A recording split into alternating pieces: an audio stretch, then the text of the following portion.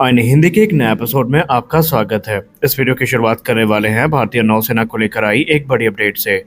जैसा कि पहले मीडिया रिपोर्ट्स में अवगत करवाया गया था कि भारतीय नौसेना एडिशनल जो कलवरी क्लास की सबमरीन है, जिनको हम स्कॉर्पियन क्लास भी कहते हैं, इनका ऑर्डर प्लेस कर सकती है। तो अब इसमें एक बड़ी रिपोर्ट सामने आई है, जहां पर माना जा रहा है कि अब कलवरी क्लास के कोई फर्दर ऑर्डर्स हमें देखने को नहीं मिलेंगे।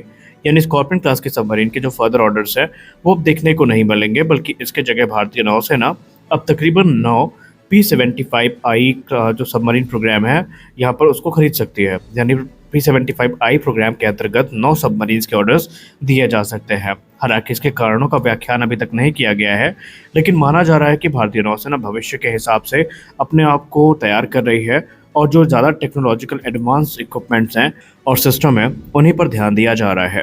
तो देखते हैं कि P-75I में हमें क्या क्या डेवलपमेंट जल्दी देखने को मिलती है, क्योंकि भारतीय नौसेना इसको लेकर काफ़ी उत्साहित है। जैसा कि आप सबको पता है कि सदन में ऑपरेशन सिंदूर को लेकर आज एक विशेष चर्चा हुई, जहां पर रक्षा मंत्री राजनाथ सिंह जी की तरफ से स्पष्ट शब्दों में ऑपरेशन सिंदूर को लेकर कुछ बातें सामने रखी गई। जब विपक्ष ने सरकार से ये डेटा मांगा कि ऑपरेशन सिंदूर में भारत को कितना नुकसान हुआ, तो इस पर जवाब देते हुए ये कहा गया कि भारत का कोई भी इम्पोर्टेंट जो एसेट है ये पाकिस्तानी अटैक में डिस्ट्रॉय नहीं हुआ है। भारत ने पूरी तरीके से उनको डिफेंड किया है। और रक्षा मंत्री राजनाथ सिंह जी ने एक बड़ी बात कही। उन्होंने कहा कि जब आप किसी भी एग्जामिनेशन में जाते हैं तो रिजल्ट आपका मैटर करता है। उन्होंने कहा जब एक बच्चा अपने एग्ज़ाम में अच्छे मार्क्स को स्कोर करता है तो फिर वो मार्क्स मैटर करते हैं। वहाँ पर ये नहीं फोकस किया जाता कि कितनी बार उनकी जो पेंसिल टूटी, कितनी बार उनकी पेन गायब हुई, ये चीज़ें मैटर नहीं करती, मैटर करती हैं सब रिजल्ट। इसीलिए ऑपरेशन सिंदूर में हमारे आर्म फोर्सेस ने जितने भी ऑब्जेक्टिव सेट किए थे उन सारे ऑब्जेक्टिव को पूरा किया। और ऑपरेशन सिंदूर में 100 से ज़्यादा जो टेररिस्ट हैं भारत ने मार गिराए और पाकिस्तान के जो मल्टीपल बेसिस हैं वो डिस्ट्रॉय किए गए। हमारी अगली बड़ी अपडेट प्रलय मिसाइल को लेकर आ रही है। आज भारत के लिए काफ़ी बड़ा दिन था, क्योंकि भारत ने उड़ीसा के अब्दुल कलाम आइलैंड से प्रलय बैलिस्टिक मिसाइल का सक्सेसफुल टेस्ट किया है। प्रलय को इस प्रकार से डिज़ाइन किया गया है कि यह प्रिसीजन टारगेटिंग कर सकती है और इसकी स्ट्राइक रेंज जो है वो 150 से लेकर 500 किलोमीटर के बीच में है। इस मिसाइल को एडवांस नेविगेशन सिस्टम से इक्विप किया गया है और ये हाई एक्यूरेसी जो है वो ऑफर करती है। और आज इसका सफल टेस्ट भारत में किया गया है। आने वाले भविष्य में आप देखेंगे कि प्रलय मिसाइल आपको बड़ी संख्या में इंडियन आर्मी को ज्वाइन करती दिखाई पड़ेंगी। और अगर आगे चल के ऑपरेशन सिंदूर जैसा कोई भी प्रोग्राम होता है तो पाकिस्तान का बाजा खूब एकदम धूमधाम से बजाया जाएगा, क्योंकि अभी तक पाकिस्तान ब्रह्मोस के ही कोप से, ब्रह्मोस के ही खौफ से उबर नहीं पाया है। और प्रलय और दूसरी जो मिसाइल्स हैं, जब इनका कॉम्बिनेशन बैठेगा तो उनके लिए इससे उबर पाना भी लगभग नामुमकिन हो जाएगा। और यही चीज़ भारत ने अलग अलग टेस्ट में साबित करी है कि हाईएस्ट एक्यूरेसी के साथ जो ऑब्जेक्टिव हैं वो अचीव किए गए हैं। हमारी अगली बड़ी अपडेट रशियन राष्ट्रपति व्लादिमीर पुतिन के भारत दौरे को लेकर आ रही है। अब यह स्पष्ट हो गया है कि रशियन राष्ट्रपति व्लादिमीर पुतिन का भारत दौरा इस वर्ष के अंत में होने वाला है। और अभी तक मीडिया रिपोर्ट्स में जो चीज़ें सामने निकल के आई है उसमें कुछ महत्वपूर्ण डिफेंस इक्विपमेंट्स हैं जो भारत के सामने टेबल पे रखे जाएंगे और उन पर चर्चाएं होंगी। पहला जो प्रमुख उपकरण सामने रखा जाएगा भारत के, वो कोई और नहीं बल्कि होगा Su-57 फैलन, जो कि ऑलरेडी रूस की तरफ से ऑफर किया गया है और माना जा रहा है कि लिमिटेड नंबर्स में ही सही पर Su-57 की डील भारत फाइनलाइज करने वाला है। लेकिन एक रिसेंट डेवलपमेंट देखने को मिला जब भारत को लेकर ये रिपोर्ट आई सामने कि भारत ने S-500 प्रोमेथियस पे अपना जो इंटरेस्ट है वो व्यक्त किया है। और ना सिर्फ व्यक्त किया है बल्कि कुछ रिपोर्ट तो ये भी दावा करती है कि रशिया खुद S-500 प्रोमेथियस को भारत को ऑफर कर रहा है एक गवर्नमेंट टू गवर्नमेंट डील के अंतर्गत, जहां पर ट्रांसफर ऑफ टेक्नोलॉजी और को प्रोडक्शन का जो ऑफर है ये भी सामने रखा गया है। आसान शब्दों में समझने की कोशिश करें तो रूस ना सिर्फ अपने एडवांस सिस्टम को भारत को ऑफर कर रहा है बल्कि विद ट्रांसफर ऑफ टेक्नोलॉजी ये चीज़ें भारत को ऑफर की जा रही हैं। और अगर ऐसा हुआ तो यहाँ पर जो S-500 एयर डिफेंस सिस्टम है ये ना सिर्फ भारतीय वायुसेना में सर्व करेगा बल्कि भारत इसको रूस के साथ मिलकर बनाएगा भी। और दूसरे जो प्रोस्पेक्टिव कस्टमर हैं रूस के, उनको भारत से ये सिस्टम एक्सपोर्ट भी किए जाएंगे। वजह सिंपल है कि रूस में अमेरिकी प्रतिबंध के चलते जो इंडस्ट्री है बुरी तरीके से प्रभावित हुई है और उसके चलते रूस इस समय दूसरे ऑप्शंस को एक्सप्लोर कर रहा है और भारत उसके लिए एक सबसे आदर्श जगह है। यानी जब अभी रशियन राष्ट्रपति व्लादिमीर पुतिन आएंगे तो संभावित है कि लिमिटेड नंबर्स पे ही सही पर Su-57 की डील फाइनलाइज होगी और S-500 में भी कुछ बड़े निर्णय सामने आ सकते हैं।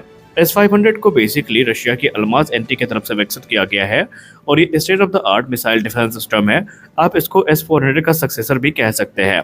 इसको कैपेबिलिटी की अगर हम बात करें तो इस प्रकार से डिज़ाइन किया गया है कि ये ballistic missile, hypersonic weapons, stealth aircraft और लो अर्थ ऑर्बिट में जो सैटेलाइट्स हैं उनको भी डिस्ट्रॉय कर सकता है। इसकी रिपोर्टेड रेंज 600 किलोमीटर की होती है एंटी एयरक्राफ्ट रोल में, क्योंकि 500 किलोमीटर की दूरी तक ये बैलिस्टिक मिसाइल डिफेंस प्रदान कर सकता है और S-400 की तुलना में इसकी कैपेबिलिटीज़ ज़्यादा अच्छी हैं। वहीं इसमें अगर हम रेडार सिस्टम की बात करें तो उसमें हमें कई एडवांस रेडार देखने को मिलते हैं, जिसमें क्रमशः 91 N6E और इसके अलावा 77 T6 इंटरसेप्टर जो हैं वो देखने को मिलते हैं, जो कि 200 किलोमीटर के एल्टीट्यूड तक भी टारगेट को एंगेज करने की क्षमता प्रदान करते हैं।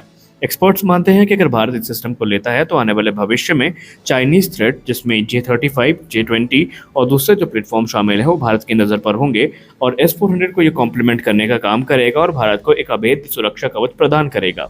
हालांकि ये चीज़ें भारत के लिए इतनी आसान भी नहीं होने वाली हैं, क्योंकि भारत को यहाँ पर जो सैंक्शन का एक खतरा है वो बना रहेगा।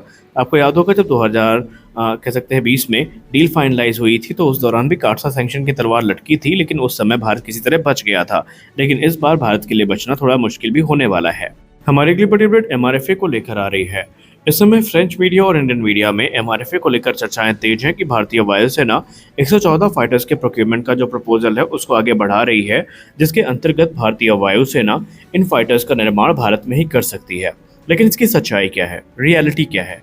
देखिए, हाल ही में हिंदुस्तान टाइम्स और कुछ मीडिया पब्लिकेशंस ने ये रिपोर्ट जारी करी थी कि भारतीय वायुसेना फोर्स मल्टीप्लायर के साथ साथ जो लॉन्ग पेंडिंग MRFA प्रोग्राम है उसमें तेजी लाने का प्रपोजल सामने रख चुकी है, जहां पर 114 राफेल फाइटर्स का निर्माण भारत में होता दिखाई पड़ सकता है। Already Tata advance system limited के साथ डसल्ट एविएशन ने एक बड़ा कॉन्ट्रैक्ट साइन किया है, जहां पर कंप्लीट फ्यूजलाज तो भारत में बनाया ही जाएगा, लेकिन अब उम्मीदें हैं कि राफेल का जो पूरा निर्माण है वो भी भारत में हो सकता है और ये भारतीय वायुसेना को ज्वाइन कर सकते हैं। लेकिन सवाल ये उठता है कि क्या भारतीय वायुसेना ऐसा करेगी? देखिए, स्पष्ट है कि इस समय जो चर्चाएं हो रही हैं, चाहे वो सदन हो या फिर मीडिया गलियारे में, वो सभी 5th जनरेशन से संबंधित है। और क्योंकि रक्षा मंत्रालय ने खुद इस बात को एक्सेप्ट किया है कि इस समय वो एक advance 5th generation fighter aircraft का जो टेम्परेरी प्रोक्योरमेंट है उसको कंसीडर कर रहे हैं, तो ऐसे में देखते हुए हम ये थोड़ा मुश्किल से कह पाएंगे कि भारत वाकई 4th जनरेशन एयरक्राफ्ट की तरफ जाएगा। हालांकि ऐसा नहीं है कि राफेल आउटडेटेड हो चुके हैं। राफेल को भी 2030 तक कुछ मेजर अपग्रेड मिलने हैं, जिसमें gallium nitride technology based radar system होगा और दूसरी कैपेबिलिटीज होंगी। लेकिन अगर आप करंट सिनेरियो को देखें, करंट थ्रेट को देखें, तो भारत एक पोटेंशियल 5th जनरेशन थ्रेट को फेस करने वाला है और उसको काउंटर करने के लिए 5th जनरेशन प्लेटफॉर्म ही ज़्यादा सेंस बनाएंगे।